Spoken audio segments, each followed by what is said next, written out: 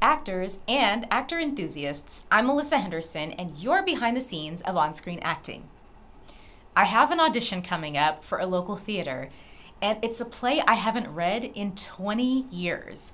Although on-screen acting covers most of my background, I have a fine art degree in theater, and I often find that when thespians mention a popular play, I'm out of the loop. So, what do you do when you don't have a lot of time to prepare for an audition on a play you're unfamiliar with?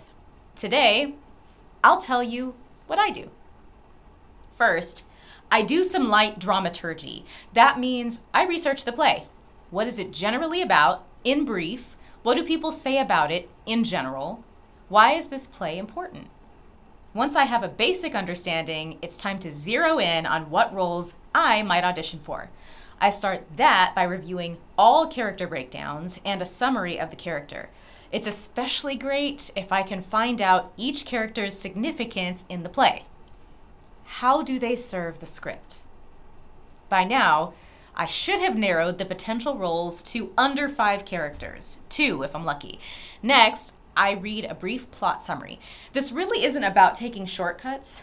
For me, starting with a macro view gives me clues about the tone of the play, the time that it was produced and performed, any hints about the author's overall message and the vantage point they wrote from.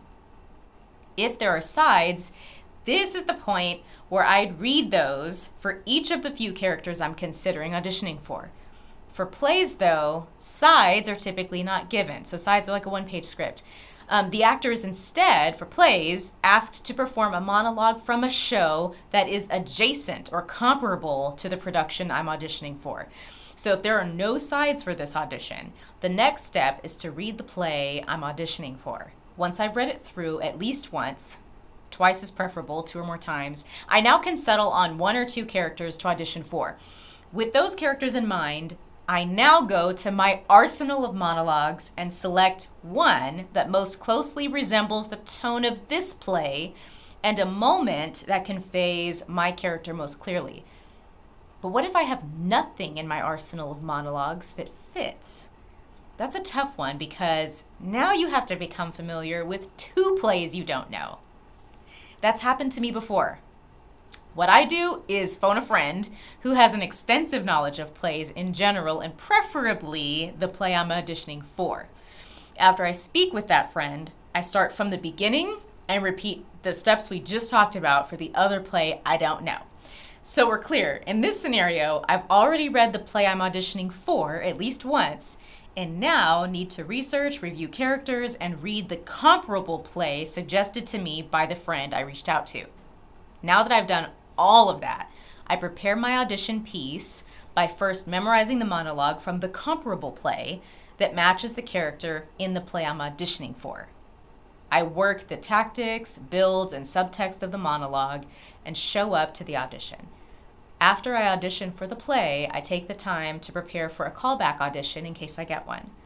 Last, maybe most important, I commit to reading more plays and watching more shows so I'm more likely to be prepared in the future. I have learned that doing on-screen work mostly should not be an excuse to avoid stage work. Fluidity in both types of performances will only assist you along your career. So let's wrap this up.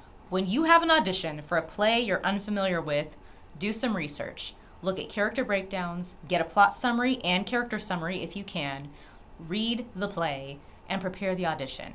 Most importantly, make a plan to read and watch plays, different types if possible.